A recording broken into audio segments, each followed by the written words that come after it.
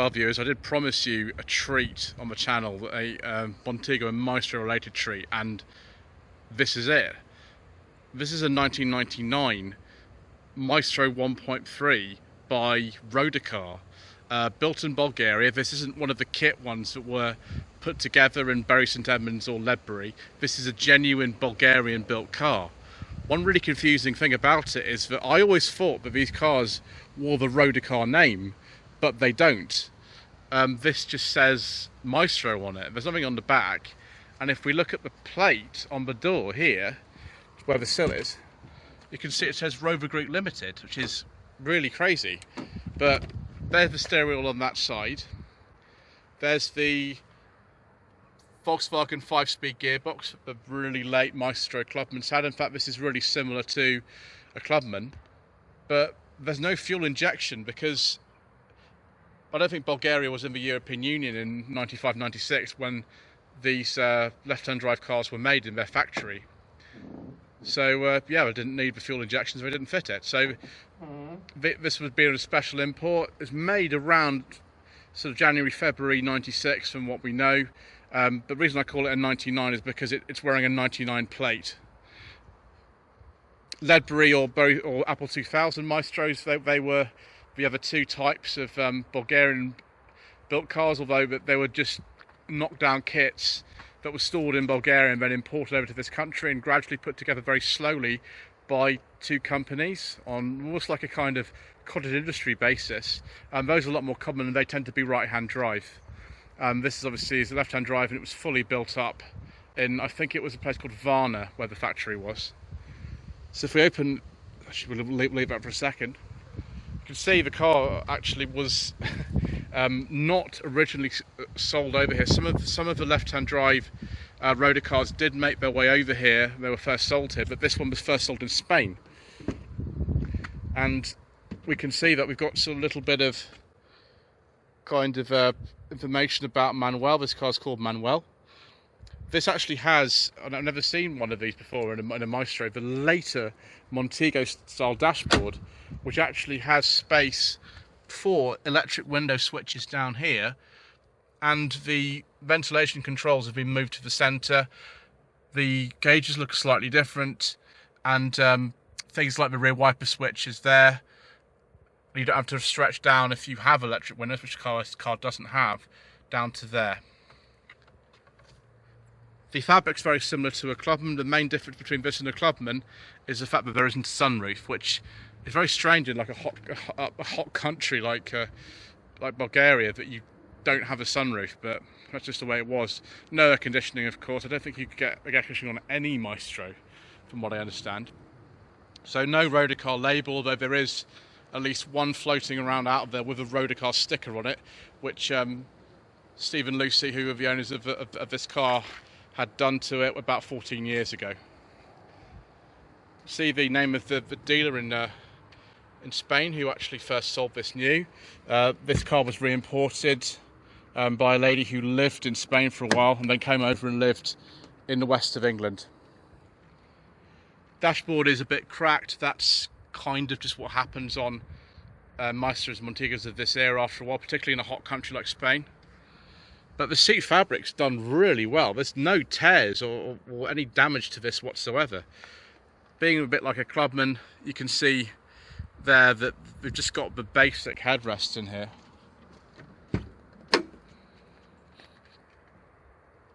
Just like any Maestro, it's quite easy to get in the back.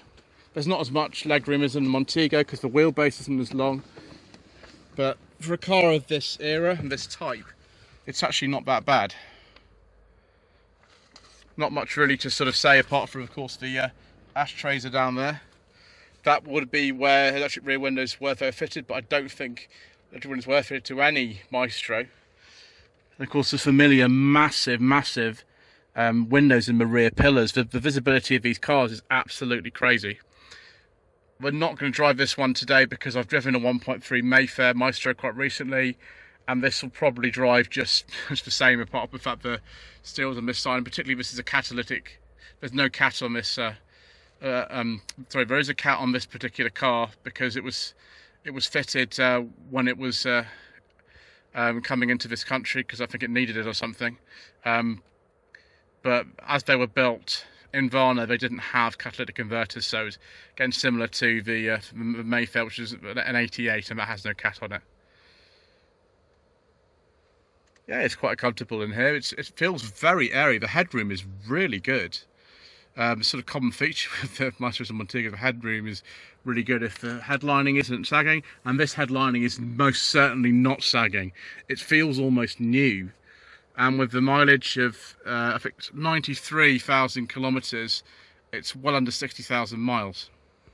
Just around the back, you could see that it's the basic spec because it's not got these sort of moulded bumpers on it that Maestros were sort of familiar for or notorious for when they were launched in 1983. The latest registration car that was built from one of these Rodacar kits that I'm aware of is 51 2001, so it's quite a variation in that way. Right, I've just remembered the bonnet release isn't on this side, so I better go around the other side. Probably due to the fact that it lived in Spain and then was garaged for most of its life. This car is remarkably rust-free. I mean, there's little sort of bits of service rust here and there, but that's pretty normal for a car that was built in 1996. One thing I always notice with the 1.3 A series engine Maestros is just how much room there is under here. There's so much room in here. Ooh, little Austin Rover logo just there. There's loads of room in here. I mean, you can probably stand just in there if you really want to, if you're not the largest person. Brake servo is this side for some reason. That's interesting. And a nice new reservoir on there. Yeah, not really an awful lot to say if you're kind of familiar with these 1.3 Maestros. It's just the same, but it's just in really nice condition.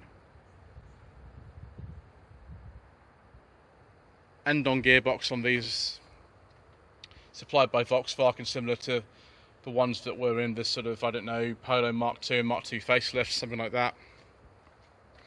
And this particular output of the engine is about 68 horsepower, something like that. You can see where the oil filter is as well. It's just there. I mean, you can, don't know, just reach town and change that. It's not too difficult.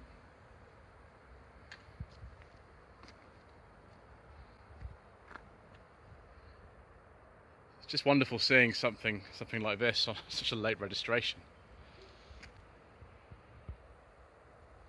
So there we go. That kind of completes the series of videos for now that I've been doing on Maestros and Montegos. We've probably got some more to do, maybe before the end of the year or early next year. I've got a few more to cover, but yeah, just spending a little bit of time with this very interesting part of the sort of continuation of these cars. Just shows actually that maybe they weren't as bad as people said that they were, and there's a real fondness for them now that there really wasn't at the time. Anyway, thank you again to Steve and Lucy for allowing me to film a couple of their cars today. Please don't forget to subscribe to the channel. Don't forget to like this video and leave a comment below. We have a lot more to come on the channel from the 1980s and 90s. So switch on notifications to be informed of new uploads, and thank you ever so much indeed once again.